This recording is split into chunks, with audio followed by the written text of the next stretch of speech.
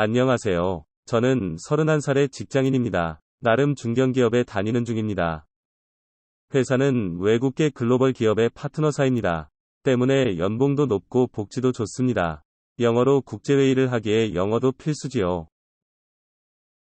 저는 회사의 물류 업무 담당이었고 우리 팀에만 8명이 근무를 했습니다. 다들 외국어에 능통한 인재들이었죠. 의로는 직속 팀장님이 있고 이사님도 있지만 실제로 업무를 총괄하는 것은 과장님이었습니다. 과장님은 저보다 5살 많은 노처녀입니다. 실력이 없으면 금방 잘려나가는 회사인데 능력을 인정받아 자리를 지키고 있는 분이었죠. 해외 명문대 출신이었고 강단이 있는 분이죠. 직원들도 대부분 명문대 출신이고 부잣집 자녀들이 많았습니다. 그래서 다들 자존심 하나는 대단했었습니다.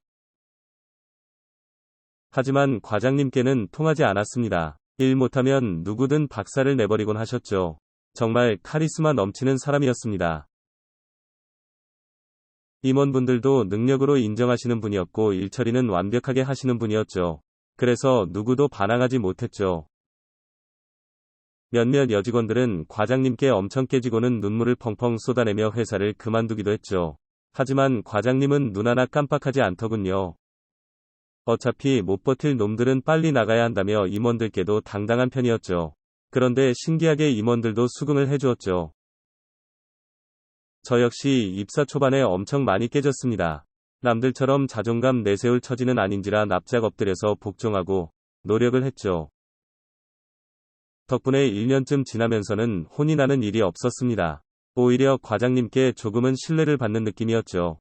하지만 여전히 과장님이 무섭고 어려웠습니다. 과장님 때문에 긴장감을 가지고 출근을 해야 했습니다. 덕분에 인사고과 점수는 좋은 편이었습니다. 하지만 저는 이곳에서 탈출하고 싶은 마음이었죠. 얼굴은 예쁜 편이지만 여자로서 인기가 없었죠. 다른 직원들에게도 그저 무서운 상사일 뿐이었고 뒤에서 온갖 악담들을 늘어놓곤 했지요. 하지만 과장님은 회사에서 탄탄대로였습니다. 실제로 일은 완벽하게 하는 편이었으니까요. 조만간에 과장님이 승진할 거란 소문도 돌았습니다. 그러던 어느 날 퇴근을 하던 중이었습니다. 과장님이 다급히 저를 호출했습니다. 저는 뭔가 일이 터졌구나 하고 직감했습니다. 순간 긴장감으로 소름이 쫙 끼치더군요. 혹시나 내가 뭔가 실수를 한 건가 두려움이 앞섰죠. 그래서 급히 회사로 달려갔습니다. 사무실에 도착하니 넋이 나간 과장님이 있었습니다. 뭔가 심각한 일이 벌어졌구나 싶었죠. 과장님이 화를 내기보다는 초조한 표정이었죠. 일단 제 문제는 아니라는 확신이 들었죠. 그때 과장님은 모니터에 자료 하나를 띄우셨습니다. 그리고는 지금 수정 가능하냐고 하시더군요. 알고 보니 재무팀에 보낸 자료와 거래처에 보내는 서류가 틀린 것이었습니다. 이건 서류 입력이 문제가 아니었습니다. 아무래도 서류 자체가 바뀐 것 같았습니다. 중간에 들어가는 자료가 완전히 다른 것이었죠. 그래서 금액 차이가 크게 나고 있었죠. 이대로 처리가 되면 모가지가 날아갈 판이었죠. 저는 일단 서류 책임자를 불러야 한다고 했지요. 그러자 과장님이 한숨을 내쉬면서 입을 열었습니다. 이번 서류는 과장님이 잘못 처리한 것이었죠. 완벽하던 과장님이 크게 사고를 치신 것이었습니다. 그래서 과장님도 크게 당황했던 것이죠. 하지만 일단은 문제를 바로 잡아야 했습니다. 저는 당황해하는 과장님 대신 전화를 들었습니다. 거래처 담당자의 휴대폰으로 먼저 연락을 했지요. 다행히 아직 그쪽에서도 최종 결제가 안 되었더군요. 아마도 내일 아침에 처리가 될 모양이었습니다. 저는 애걸복걸하면서 결제를 멈춰달라고 부탁했습니다. 그나마 담당자랑은 술자리에서 친분이 있었습니다. 겨우겨우 거래처 담당자에게 확답을 들을 수 있었고 밤중에 서류를 들고 담당자의 자택까지 찾아갔지요. 그리고 다음날 아침 거래처 담당자에게 연락을 받았습니다. 다행히 기존 서류는 취소했고 재결제가 이뤄졌습니다. 우리 회사 프로그램에서도 정정 작업이 진행되었고요. 다행히 일은 큰 무리 없이 수습이 되었습니다. 하지만 정정 사유는 곧 회사에 알려지게 되었습니다. 그리고 저는 이사님께 불려가 엄청 깨졌습니다. 수습을 제가 했더니 제가 책임자가 되어버린 것이었죠. 이사님실에서 과장님이 보는 앞에서 엄청 깨졌지요. 과장님은 제 눈치만 보고 있었습니다.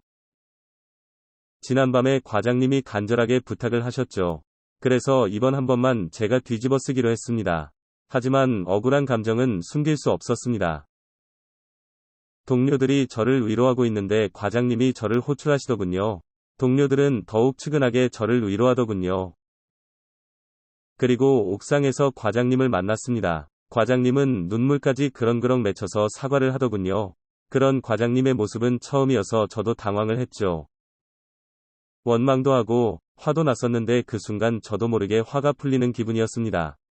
오히려 저는 과장님을 달래고 내려왔습니다.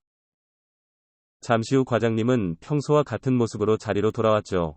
뭔가 과장님의 연기에 말려든 건가 하는 생각이 들었습니다. 그리고 저녁에 과장님이 저녁을 사겠다고 하셨습니다. 괜찮다고 했지만 결국은 거절할 수 없었지요. 억울한데 밥이라도 비싼 거 얻어먹자 싶었죠. 그래서 곧장 소고기 전문점으로 향했습니다. 곧 소고기가 구워지기 시작했고 과장님은 술을 따라주시면서 정말 미안했다고 하시더군요. 저는 남자답게 나가고 싶었죠. 그래서 괜찮다고 이미 잊었다고 했습니다. 그러면서 비싼 거 먹어도 되냐고 물었습니다. 과장님은 빵 터지시면서 고개를 끄덕였습니다. 그리고 평소에 잘 못 먹어본 비싼 부위들을 시켰지요. 억울했지만 만족스러운 식사였습니다. 비싼 고기들과 함께 술을 마시기 시작했습니다. 생각해보니 입사 후 과장님과 단둘이 마시는 건 처음이었죠. 처음으로 과장님과 오래 대화를 나누었습니다. 과장님은 자신에 대한 평가도 알고 계셨습니다. 자기도 잘해주고 싶은데 그게 잘 안 된다더군요. 그래서 욕도 많이 먹는 거 알고 있다고 하시더군요. 들어보니 어릴 때부터 미국으로 유학을 갔고 인종차별도 당하면서 힘들게 살았다고 하셨습니다. 그래서 성격도 좀 독하게 변한 것 같다고 하셨죠. 약점을 보이면 공격을 당한다는 불안감이 있었고 누구에게도 약해 보이고 싶지 않다고 하시더군요. 어제 실수를 확인하고는 멘붕이 왔었다고 털어놓더군요. 자신의 실수에 머리가 백지가 되었다고 했습니다. 그러다 가장 믿을 수 있는 제게 전화를 했다더군요. 과장님의 사연을 들어보니 또 측은한 마음이 들었습니다. 그래서 고기를 좀 더 시키자고 했습니다. 과장님이 빵빵 터지시더군요. 덕분에 과장님도 술을 많이 마시셨습니다. 소고기 집을 나올 때 둘 다 만취 상태였습니다. 그래도 뭔가 기분은 즐거웠습니다. 뭔가 과장님의 약점을 잡은 것 같은 승리감을 느꼈죠. 마음속으로 과장님이 더 이상 무섭지도 않았죠. 그래서 과장님과 어깨동무를 하면서 이 차를 외쳤습니다. 과장님도 지지 않겠다는 듯 코를 외치더군요. 그러다 아침에 눈을 떴는데 뭔가 이상했습니다. 제가 누워있는 곳은 집이 아니었지요.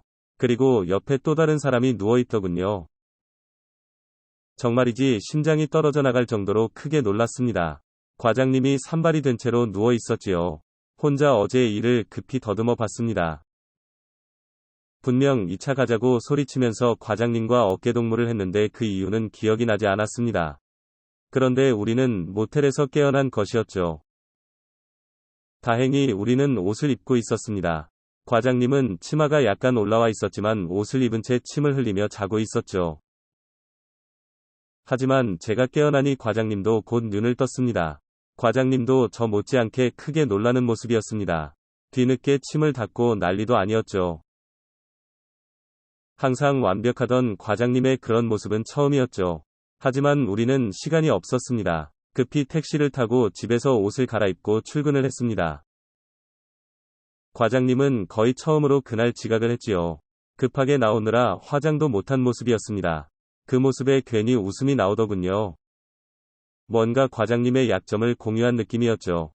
하지만 과장님은 과장님이었습니다. 그날 과장님에게 불려가 크게 혼이 났습니다. 그래도 이제 과장님이 무섭지는 않더군요. 과장님도 이전보다 제가 더 편해진 모습이었습니다. 그래서 일을 더 많이 시키시더군요. 가끔은 자기 일도 제게 슬쩍슬쩍 넘기시곤 했지요. 저는 그때마다 비싼 소고기를 얻어먹었습니다. 자세히 살펴보니 과장님도 조금씩 웃기 시작하더군요. 과장님이 편해지니 회사 생활이 편해진 느낌이었습니다. 그제야 과장님의 외모도 조금씩 눈에 들어오기 시작했습니다. 그리고 조금 더 보니 제법 예쁜 얼굴이었습니다. 문제는 그 예쁜 얼굴을 또 모텔에서 보게 된 것이었죠. 금요일이라고 방심하고 마신 게 화근이었습니다. 이번에는 서로 옷까지 벗고 누워있더군요. 과장님은 나신으로 제 품에 안겨 침을 흘리고 있었죠. 그런데 지난밤에 사랑을 나눈 흔적도 보였습니다. 어렴풋이 과장님과 했던 일들이 기억이 나더군요. 과장님이 유학 시절을 떠올리다 눈물을 흘리셨지요. 항상 강하던 과장님의 눈물에 마음이 아팠습니다. 제가 여성의 눈물에 약한 것 같았습니다. 잠이 든 과장님이 예쁘다는 생각이 들더군요. 그리고 다시 사랑을 나누었지요. 나만이 그녀의 아픔을 위로해 줄 수 있다 생각했죠. 작은 실수로 과장님께 혼이 날 때도 있었지만 혼을 내는 과장님의 입술도 귀엽게 보이더군요. 그리고 그런 날은 꼭 저녁을 함께 먹었습니다. 그런 날이면 아침에 함께 눈을 뜨는 게 당연하게 되었고 눈을 뜨면 서로 진하게 키스를 나누기도 했고 시간이 남으면 그대로 한 번 더를 외치기도 했지요. 그런데 어느 날 부사장님이 저를 호출하셨습니다. 저는 무슨 일인지 놀라서 과장님을 찾았습니다. 하지만 과장님은 아침부터 자리를 비운 상태였지요. 무슨 일인지 긴장해서 부사장님실로 향했습니다. 아침부터 자리를 비웠던 과장님이 그곳에 계시더군요. 그런데 두 사람의 표정이 많이 좋지 않았습니다. 부사장님이 제게 호통을 치시면서 대체 회사에서 뭔 짓을 하고 다니냐고 하시더군요. 회사가 연애질이나 하는 곳이냐고 소리치셨지요. 부사장님이 우리의 관계를 알고 있었습니다. 회사에서 이런 것도 조사를 하나 싶었죠. 그런데 부사장님이 비닐봉투를 내밀었습니다. 봉투에 든 것은 두 줄이 선명한 임신 테스트기였습니다. 철저한 과장님이 저런 걸 들켰다니 믿기지 않더군요. 하지만 곧 정신이 번쩍 들어 과장님을 바라보았습니다. 저는 설마 아니겠지라는 간절한 눈빛을 보냈습니다. 그런데 과장님이 고개를 끄덕이더군요. 그리고 과장님은 얼굴을 푹 숙이시더군요. 그 순간 머리가 하얗게 변하는 기분이었습니다.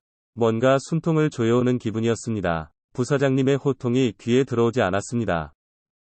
저는 개인적인 문제이니 알아서 하겠다 했습니다. 부사장님이 어이없는 표정으로 절 보시더군요. 그리고는 저를 한 대 치려는 신용까지 하셨습니다. 부사장님이 개인사에 간섭하는 게 오히려 화가 났죠. 아무리 생각해도 부사장님이 너무한다 생각했었죠. 그래서 회사 때려칠 각오로 대들려고 했습니다. 그때 과장님이 살짝 짜증을 내시더군요. 그리고 아빠 그만해라고 말을 했습니다. 정말이지 충격의 연속이었습니다. 그동안의 의문들이 한 번에 해소가 되었죠. 과장님이 임원들과 유독 친한 이유도 알게 되었습니다. 임원들에게는 그저 귀여운 조카였던 것이었죠. 그래서 더 잘해야 한다는 압박이 심했던 것이고 아빠 회사라 행동에 더 신경을 썼던 것이었죠. 그래서 사람들과도 잘 어울리지 못했던 것이죠. 그 뒤로 우리는 속전속결로 결혼식을 발표했습니다. 주례는 사장님이 맡아주셨고 직원들 모두가 축하를 해주러 왔습니다. 그녀는 최근에 예쁜 딸을 낳았고 육아휴직에 들어간 상태입니다. 덕분에 저도 매일 칼퇴근을 하고 있지요. 딸과 함께 잠든 마누라를 보다 보면 가끔 혼자 놀라기도 합니다. 그리 싫었던 과장님이 내 마누라가 되다니 말이죠. 영상 시청 감사합니다.